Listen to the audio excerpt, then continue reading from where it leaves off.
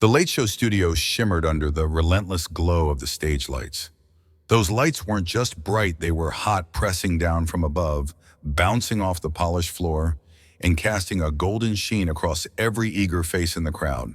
The air was alive with the hum of anticipation, the low buzz of conversation blending into the rhythmic clapping that followed every punchline. Laughter rippled through the room in easy rolling waves. It wasn't the polite laughter you hear at a corporate event. It was full-bodied, unguarded, the kind that makes shoulders relax and strangers lean toward each other as if they've been friends for years. In the third row, a man in a baseball cap tilted his head back, letting out a laugh so loud it briefly overpowered the band's final notes. The band's sharp suits, brass gleaming, had just wrapped up a lively intro number. The drummer tapped his sticks one last time, letting the cymbal ring out like a fading echo of joy.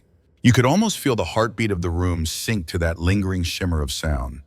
Somewhere off to the side, a red applause sign blinked, though the audience hardly needed the cue. They were here for this shared electric moment where the real world felt far away. Politics, scandals, and bitter headlines didn't exist here, at least not yet. In the front row, a couple leaned close, whispering to each other, grinning like they'd won a lottery just to be in these seats.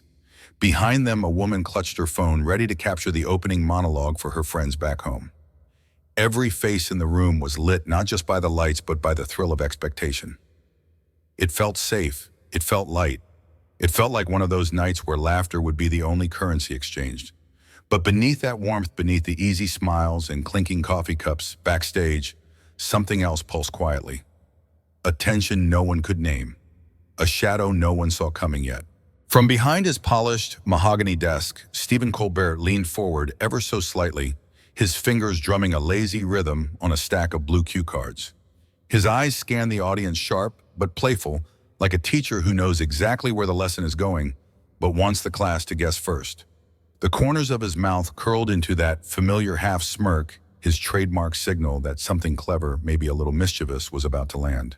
He adjusted his tie with a quick tug, the navy silk catching the light, and settled into his chair like a man who had done this dance 1,000 times.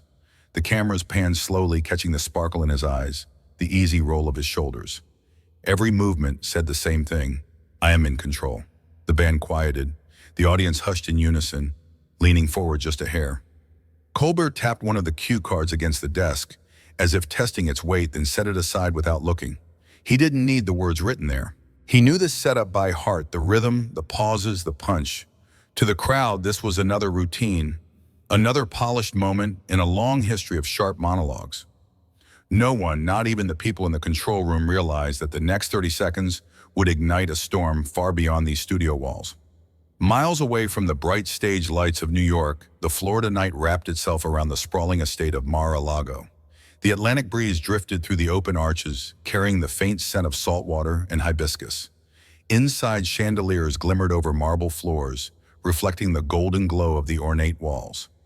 Donald Trump sat in one of the plush armchairs of the Grand Lounge, a half-empty Diet Coke resting on the glass table beside him. The muted sound of Fox News played from a large flat screen, filling the room with the familiar cadence of political commentary. His attention, however, was fixed on a sheaf of papers in his hand notes for his next rally speech. Every so often, he scribbled in the margins, underlining a word here, circling a phrase there. It was a comfortable evening, the kind he liked loyal aides close by the press, far away, the world seemingly under control.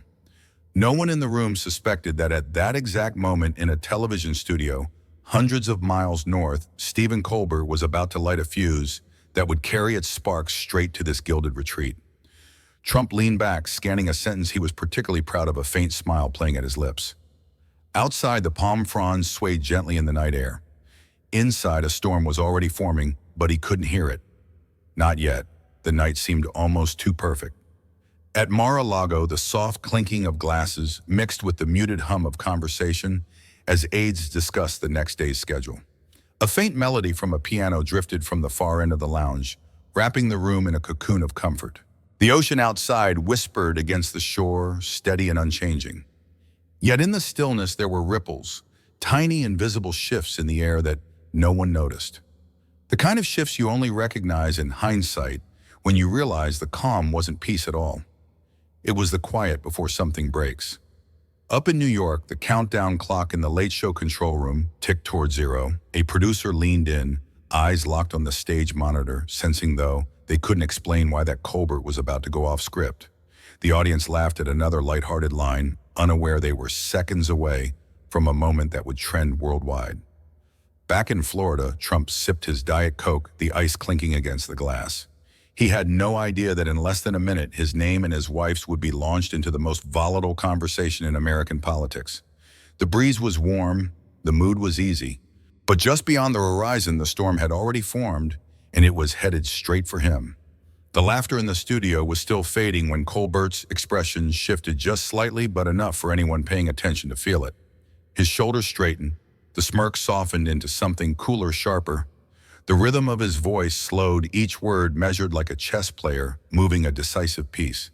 He let the silence stretch for half a beat longer than usual, making the audience lean forward in their seats. Then, with deliberate precision, he spoke. Melania Trump and Jeffrey Epstein. The names hung in the air, heavier than the stage lights above them. Somewhere in the crowd, a gasp cut through the quiet. A few people laughed, nervous, uncertain, while others froze eyes wide. The camera caught it all. A woman in the second row, covering her mouth, a man whispering to the person next to him.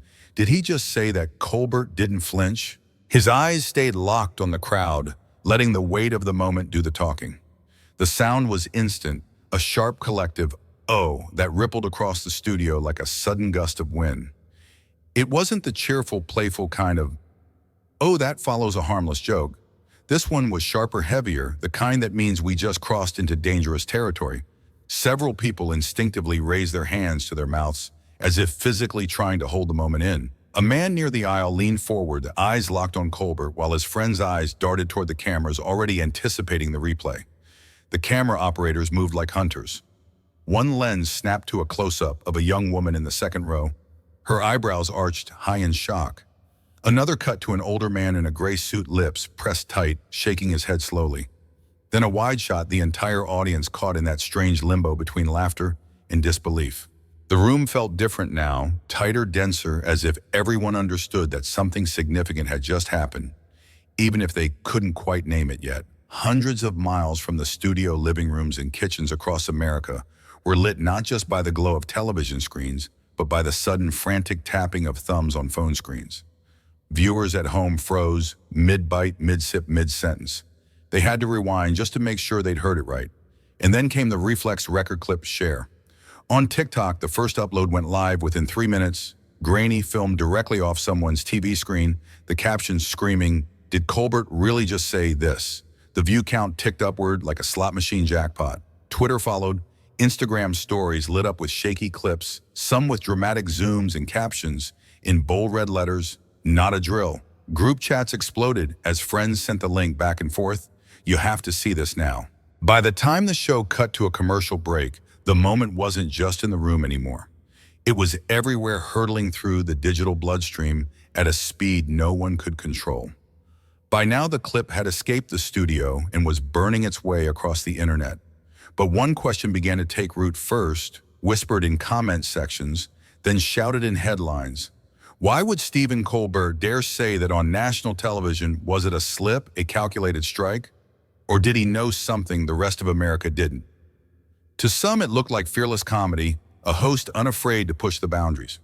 To others, it felt like crossing a line, dragging a first lady into one of the darkest scandals of the century. The split was instant, the debate fierce, and with every replay, the stakes grew higher. One thing was certain: whatever Colbert's intention, the moment had detonated. And somewhere hundreds of miles away, the man at the center of it all was about to hear exactly what had been said. It didn't take hours. It didn't even take half an hour. In just 15 minutes, 2 hashtags were everywhere. Melania Epstein and Colbert bombshell. They weren't just trending, they were dominating. On Twitter, they leapfrogged over sports scores, celebrity gossip, even breaking news headlines. Every refresh brought more posts, screenshots of the moment. Freeze frames of shocked faces in the audience, short clips looping the exact second Colbert said the names. TikTok was flooded with reaction videos. People covering their mouths, pointing at their TVs, shouting into the camera, "This is insane." By the quarter-hour mark, you couldn't scroll without seeing the words. Even people who had no idea who Stephen Colbert was were clicking just to find out what everyone else was talking about. The internet wasn't just reacting, it was feeding the fire. And the fire was spreading fast. The first reaction video hit TikTok less than 5 minutes after the clip went viral. A young woman in her kitchen, still holding a coffee mug, stared into her phone camera, eyes wide. "Guys, you are not gonna believe what Colbert just said," she whispered before hitting play on the clip and pointing dramatically at her TV. Then came another, and another, and another. On YouTube, Shorts creators spliced the moment into split-screen commentary, half the screen showing Colbert dropping the names, the other half showing their jaw literally dropping in real time. Some replayed the key second in slow motion, adding exaggerated sound effects like record scratches or thunderclaps. Facebook groups, political ones, fan communities. Even neighborhood forums shared the video with captions like, "Did you hear this? And this changes everything." Comments poured in by the thousands, sparking heated debates under every post. By now, the original Late Show segment wasn't just a clip.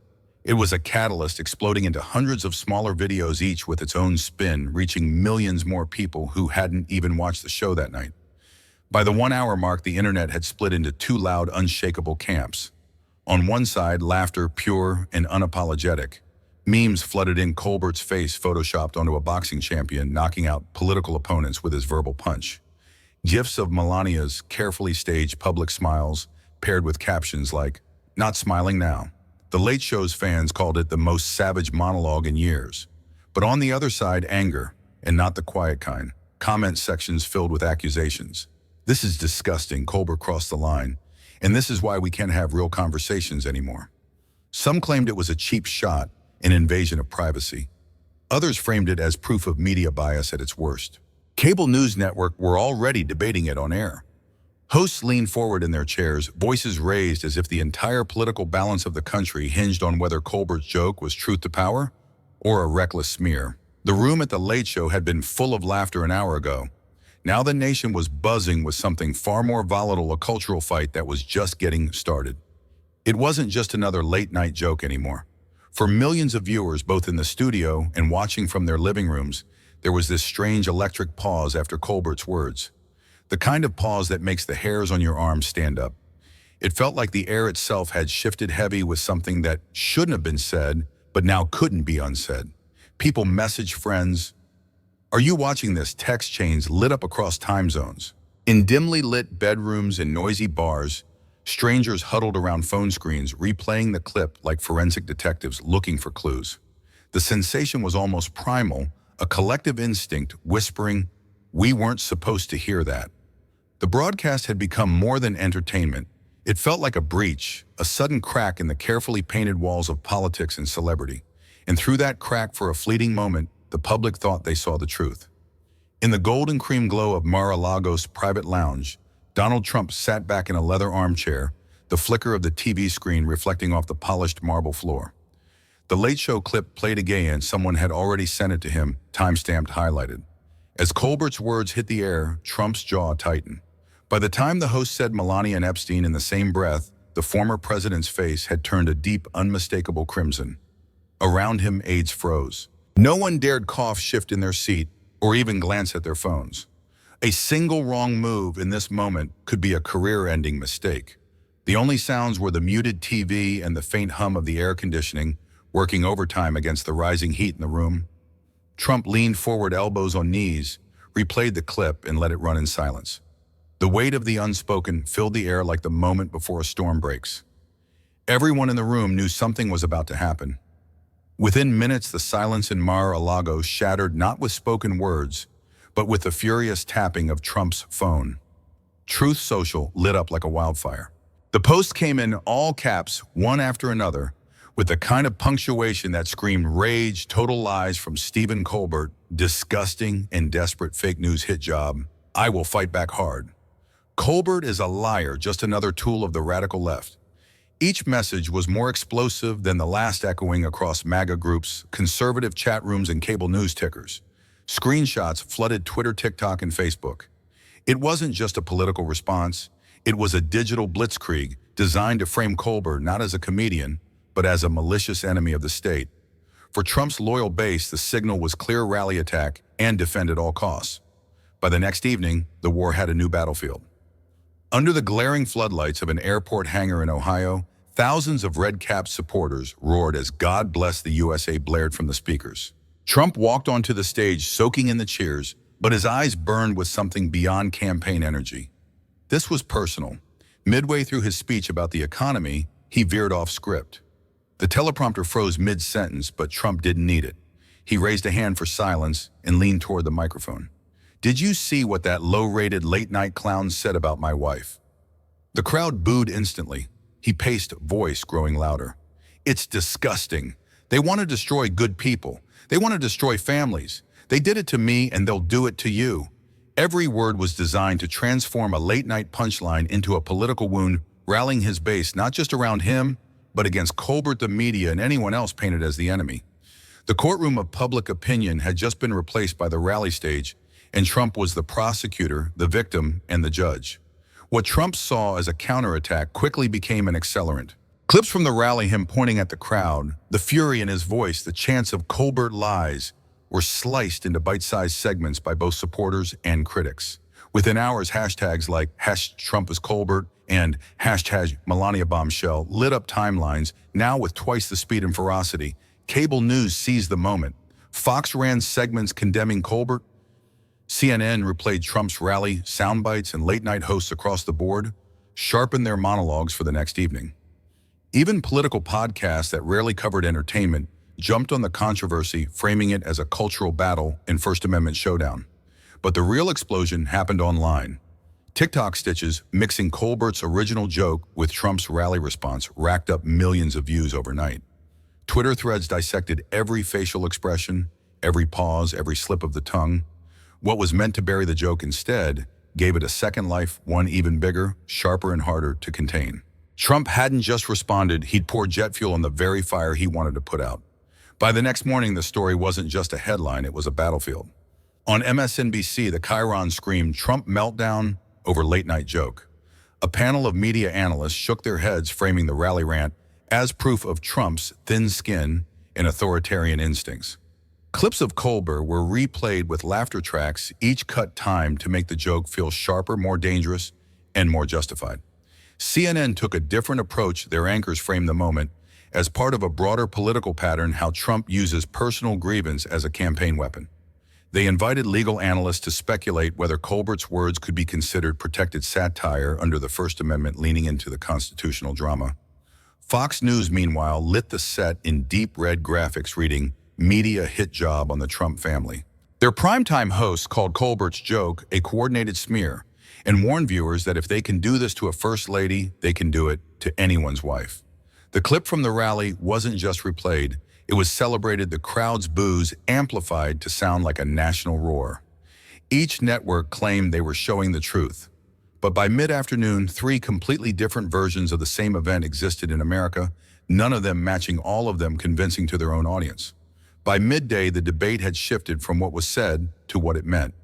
On political podcasts and cable news roundtables, voices clashed over a single question. Was Colbert's line a legitimate act of political satire or a low blow aimed at a politician's wife? Progressive commentators argued that political figures and their families are not above scrutiny when entangled in public controversies. They insisted Colbert's words were part of a long tradition of late-night satire that challenges power no matter how uncomfortable it makes the powerful. Conservative voices countered sharply, calling it cheap comedy and character assassination. To them, bringing up Melania in connection with Jeffrey Epstein crossed a line not just politically, but morally. Some even hinted that the remark could be grounds for legal action. The argument spilled across Twitter, TikTok, and late-night radio. Hashtags multiplied. Memes blurred the line between humor and hostility. And for millions watching, the question became less about Colbert himself and more about where the invisible boundary between free speech and personal attack truly lies. Just when the controversy seemed ready to peak, a new voice entered the fray, one that carried a moral weight no politician or comedian could match. Several advocacy groups for Jeffrey Epstein's victims released public statements within hours of each other. They didn't focus on Colbert's humor, nor on Trump's fury. Instead, they zeroed in on the name at the center of the storm, Epstein, and what it represented. One survivor-led organization wrote, "This isn't about political sides. Every time Epstein's name comes up in public discourse is a reminder of how many powerful people have escaped accountability. We urge the public to focus on justice for the victims, not just the punchlines. News outlets picked up the statements instantly. On talk shows, survivors and advocates sat across from seasoned hosts, their voices trembling, but steady, reminding the audience of the real human cost hidden beneath headlines and hashtags. This shift reframed the story. What began as late-night comedy banter and political theater was now tangled with one of America's darkest scandals, forcing both sides of the aisle to tread carefully, knowing that every word could either honor or erase the pain of those who had lived it. As the story stretched into its second week, it stopped being just about Colbert, Trump, or even Epstein. Now the battleground had shifted into the living rooms, coffee shops, and social media feeds of millions of Americans. Talk radio hosts fielded heated calls from listeners. Some argued that free speech means you can say anything even if it offends powerful people. Others countered that comedians have a moral responsibility when their words touch real human suffering. In Facebook comment sections, families argued across generations, grandparents defending the right to speak truth to power grandchildren, insisting that there must be limits when victims' pain is involved. Twitter threads spun into thousand-reply debates, each side certain they were defending the true America. News panels framed it as a national identity test. Where does freedom of expression end and where does moral duty begin? The answers, it seemed, depended on which truths people were willing or unwilling to confront. For the audience, this wasn't just political theater anymore. It was a mirror reflecting their own beliefs back at them, forcing them to decide whether they valued the right to speak without restraint or the responsibility to speak with care. The blinds were drawn, shutting out the Manhattan afternoon light. Coffee cups, some empty, some cold, were scattered across the long conference table. The air was thick, not with jokes, but with unease.